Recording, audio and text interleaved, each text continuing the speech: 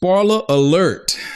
Now, this is a reference to a wonderful movie about thieves I just caught recently that ironically I was able to learn something virtuous from. Money Heist. To all my Netflix people, you know what I'm talking about. Or La Casa de Papel, as they say in Spanish. Now, this is a sensational tale about a band of thieves who planned and trained and invaded the Bank of Spain to steal billions of euros. I mean, it's very captivating to watch. I mean, you should consider seeing it if you hadn't. My favorite character on there is called the Professor. He's a meticulous and calculated sociopath who is partly the mastermind and fully the coordinator of this heist. He put together an eclectic band of miscreants and misfits and gave them a daunting task which became their purpose and gave their lives meaning. And for what it's worth, I mean, I'm never going to encourage anybody to be a thief. I'm just pointing out my takeaways from this brilliant story. All right. So the professor and his gang of bandits had broken into the bank and had managed to successfully steal about 90 tons of gold from the National Reserve in Spain, which was an impressive feat within itself, but the authorities caught up with them. And by the way, on a side note, isn't it crazy how we kind of always end up supporting or rooting for the villainous characters in the movies? I mean, I was pissed off when the authorities just burst in the bank and had the robbers on their knees. I mean, okay. Anyway, back to the story. The professor was out of options and had to make a deal with the authorities. The robbers had moved the actual gold and replaced them with gold-plated bricks, and the authorities were well aware of it. They had the robbers on their knees and demanded to know the whereabouts of the gold. Then the professor said, it's either we both lose or we both win. This was the daring statement made by the professor staring down the barrel of a gun under pressure from the authorities to give up the gold or to be shot dead. Those were his options. He looked dead into the eyes of the armored colonel and acknowledged they had hit an impasse and there was no way anybody was going to win if one of them didn't budge. But he stood his ground. He made a proposition to bargain for the lives of his gang and himself. I mean, you really need to watch this. I mean, I know you feel the intensity from me talking about it.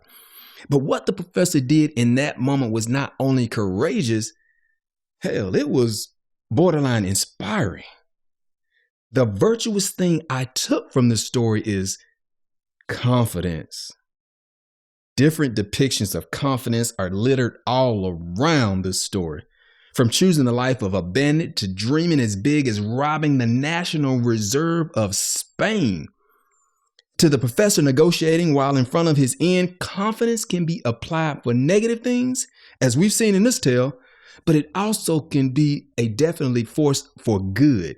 To achieve anything worthwhile in life, one must first dare to, right? Dare to try and be confident enough to forge on regardless of adversity or obstacle. That word confidence is so powerful and has two significant connotations. It could be seen as a sense of self-assurance. It could be seen as a condition of atmosphere of trust as information or secret is passed from one person to the next. But in the context of application to everyday business in life, I define confidence as that deep feeling of belief one has in his personal ability and knowledge. You can put it more eloquently if you want to, but you get the idea. When negotiating, you really need two things: leverage or the ability to bluff without batting an eye. It's common knowledge that you must strive to always negotiate from a position of strength and in the possession of knowledge. But before you begin, that's not always the case. Sometimes you've got to negotiate from a position of weakness, but you don't want to let the other person know, right? You've got to act as though you held all the cards. This is not to encourage anybody to be deceitful or deal in bad faith, but in reality, sometimes you have to deal that's predicated on another deal pulling through, and now you're in front of this person you're supposed to be negotiating with without information about the status of the other deal. What do? Confidence is crucial when attacking a new venture. Many times you might find yourself in an unfamiliar territory. a new environment or market, a challenging client or customer that can rattle you if you aren't firm enough to hold your own. You know the saying, we all know it. Fake it till you make it. Yeah. Well, I say fake it if you must, but make it, it's a must. It's really non-negotiable. You got to be authentic. That's what legitimizes confidence. Another one of my favorite TV characters is, first of all, I know what y'all saying. This dude watched too much TV.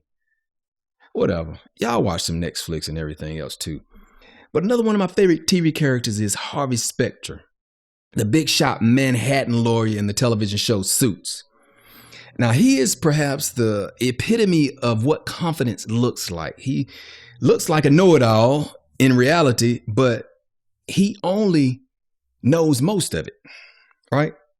He sure knows his stuff now, and that's why it's a daunting task to rattle Harvey. To be confident, you got to do your homework.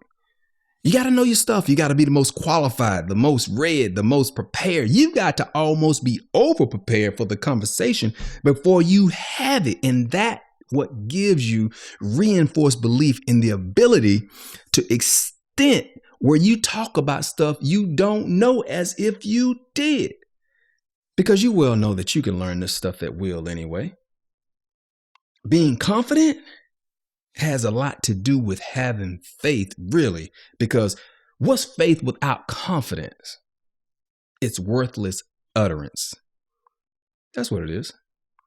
Speaking things into existence and believing in what you desire takes guts, and it takes being prepared for the reality you're calling forth.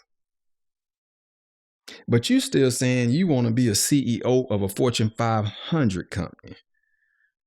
Okay, well, talk like one. Begin to relate with colleagues like one. Cultivate the habits of one. You got to believe you're one. Think like one and strategize and study like one. Invest in yourself. Better yet, take the risk like one. You know, many times entrepreneurs say they want something, but aren't prepared to act as though they truly want such a thing. So you want to be able to give public speeches. Okay, well, what active steps are you taking to make sure you're primed to speak in front of crowds? What books are you reading? What courses are you taking on public speaking? What content are you ingesting on the subject? There's a saying that goes, if it smells like it, talks and walks like it, chances are it's it.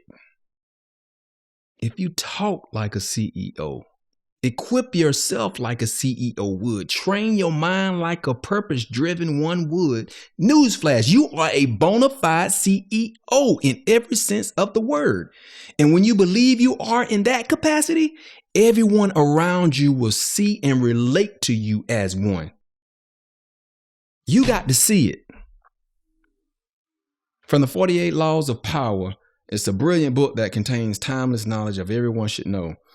You know, and there's a rule on there that says, act like a king and you'll be seen as one. That's a scintillating way to encapsulate the knowledge. Behave like you want to be, and you are. Nothing rings purer than the results, and smart work is the way forward. So I always exercise my thoughts and take action. And I do so with stumping confidence. Confidence cannot be overstated as a prerequisite for an entrepreneur/wantrepreneur. There's no better tool in your self-improvement toolkit to always keep sharp and ready to be utilized. It takes you further than you could imagine, and it yields countless fruits. It's not necessarily about standing out. Chasing true confidence should be seen as a pursuit of excellence because, like I mentioned earlier, you truly have to be the most qualified to be the most confident.